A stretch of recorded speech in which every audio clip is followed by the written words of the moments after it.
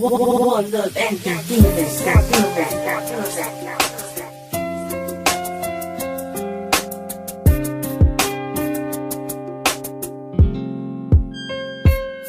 Ako'y umibig ng tapat, binigay ko ang lahat, binigay ko ang gusto kahit sa pera ay salat. Para lang ibigay niya lahat-lahat ginagawa, kahit magpakapagod para lamang sa kanya. Hatid sundo san man manggaling kahit bawal lumabas, mahatid lamang sa bahay makita ko siyang ligtas. Makikitext pa sa katropa, matanong ko lamang siya na mahal anong gawa mo, kumain ka na ba?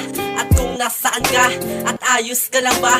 Miss na po kita, pwede bang makasama ka? Pero di mo masagot ang aking mga text. Oo nga tayo pero ang turing mo sa'kin ay ex. Bakit ka ba ganyan? Ano ang aking nagawa? Ang gawin ang gusto mo, hindi ka ba natutuwa? Pero alam ko naman yun na may gusto kang iba. Nagpapakatanga ako para di ka mawala. Mahal kasi kita, ayun ang totoong sinta.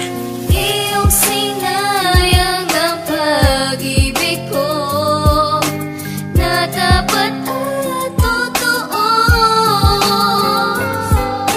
Ano ang siyang kulang sabihin mo upang malaman ko? Ako ba yung masalang mahal sa pag-ibig mo? Hello? Oh, bakit? May sasabihin ako sa'yo.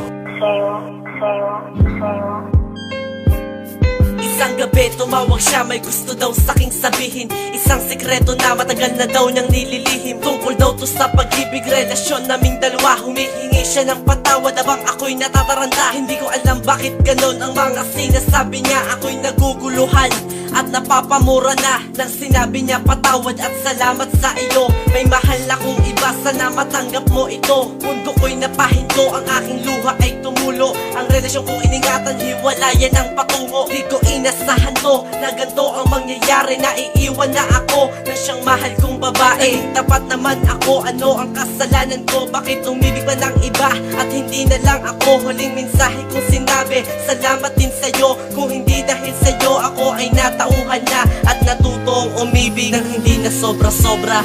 Iyong sinayang ang pag-ibig